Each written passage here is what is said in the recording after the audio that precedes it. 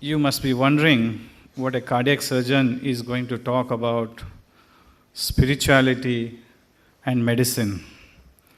If spirituality starts curing heart disease, cardiac surgeons will be let out of job.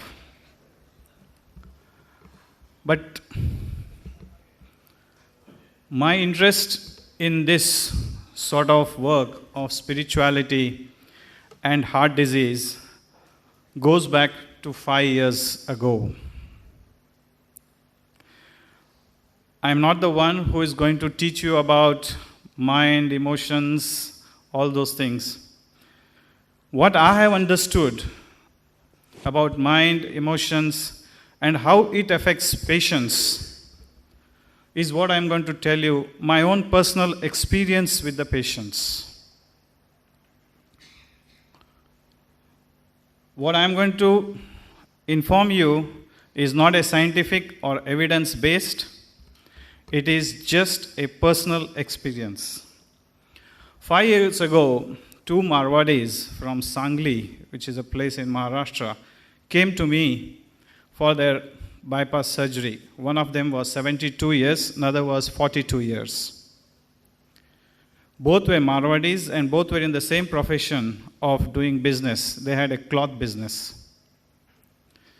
72-year-old person, I did a bypass surgery on him. When I saw his heart looked like a 30-year-old heart, no fat, except some sort of blocks here and there, triple vessel disease with good ventricular function. And I did a bypass surgery on him. The next patient was this 42-year-old patient whom I again opened up and looked into his heart to do the bypass surgery. It looked like 70-year-old heart. And I went into their lifestyle. I said, what are the things that you do? What is the thing that is changing you? The 70-year-old man, when I asked him, he said he gets up at 4:30 in the morning, goes to the river, Krishna river, which goes near Sangli. He goes to the river bank, does his yoga, takes a cold water bath, comes back at 7 o'clock to the house, takes his breakfast, goes for his work, gets back home at 1 o'clock, has his lunch, takes a nap, goes back to his work. 8 o'clock he has his dinner, 9 o'clock he goes to his bed. You may not believe he has not seen television in his life. There are people who are there. And when I asked this 42-year-old man, what do you do? He said he gets up at 11 o'clock in the morning, he has his breakfast, goes to his office, comes back at 3 o'clock in the morning, has his lunch, again goes back to his work, comes back at 10 o'clock or 11 o'clock at night, then has his dinner and goes back to his bed at 1 o'clock. Today, fairly I can predict by looking at an angiogram what could be the lifestyle of this patient. That is what we have reached up to. You can see it here. We all know that the risk factors for ischemic heart disease, diabetes, hypertension, all these things, because we call them as a risk factors because we do not know the cause of it. But my question is, what is the risk factor to diabetes? What is the risk factor to hypertension? Why do we have diabetes? What is the risk factor?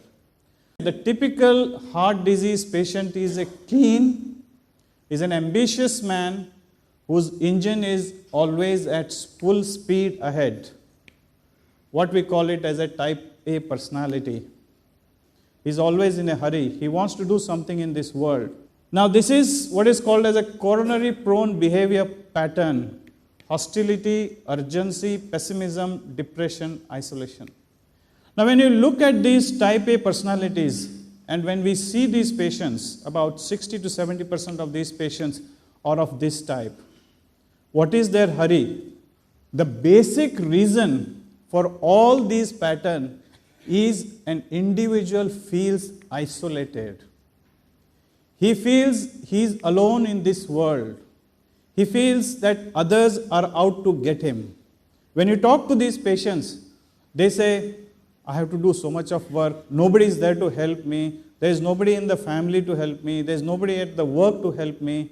I have to do everything alone and all this thing, isolation.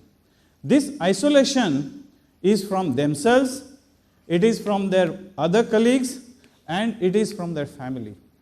And this isolation occurs because they feel that if they express their feeling, if they say that they cannot do it, if they express their feeling, people will think that he is not a complete person. People will think that he is not a man. For us, all these advertisement which shows six-pack abs, 26 by 26 figures, all this makes us feel that we are somebody inferior to others.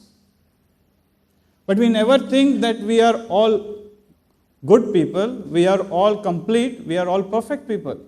We never think, because we have been taught, if you come second in your class, your parents tell you are not good enough, you should have come first. How can 60 students come first in a class? It is not possible. And from day one we tell them, we have exams where we fail students, we have exams where we grade them, and we keep them pumping, we keep them bombarding their mentality that you are no good, you are inferior.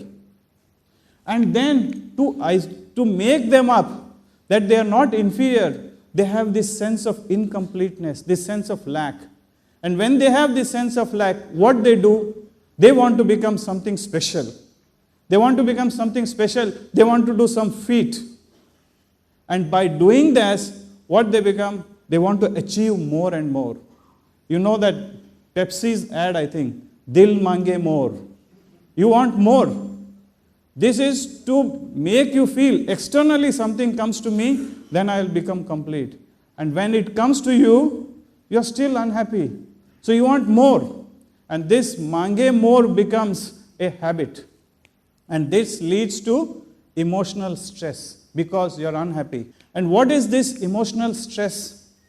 Stress is nothing but our reaction to a situation. It is not something else. And when we do not know how to react to a situation, because we have not been taught. In schools they teach us physics, they teach us zoology, they teach us mathematics. But who teaches us how to talk to a person? Who teaches us how to behave a person? Who teaches us how to overcome a negative thing in your life? How to face a failure in your life? Nobody teaches us. We have to learn ourselves.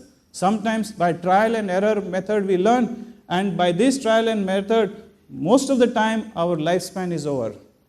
And that is the reason why this emotional stress. Majority of these patients whom I see, they are all stressed individuals. They don't know how to smile. And that is why I have named this talk as Journey from Mind to Heart. It is time for us to open the key to our heart, to open the key to our emotions, to feel what we are, to be aware of what we think, to be aware of what we feel, and then do the right things to help our body. Meditation is the important thing which has to be added to this exercise. I call this as emotional incision and drainage. And the best doctors in the world are Dr. Diet, Dr. Quiet, and Dr. Happy. The journey is exciting, it is simple, and I say, just do it. We all remember September 11, 2001, when these Twin Towers were blasted. Americans dramatically shifted their priorities.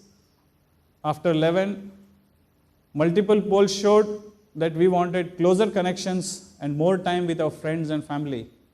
But unfortunately, this shift in value didn't last very long. By 2002 spring, the survey showed we were back to business as usual. So, I have said what I think should be done. We all may get excited. We will do it for 2 days, like most of our patients do it. We may do it for 3 days. We may do it for 6 months. After that, we get back to our usual routine because that is how we are. Compulsive behavior, we start doing it. My only request to you is, don't get back to this situation. Let us do the journey. Let us see what happens. And let us be happy. Thank you very much.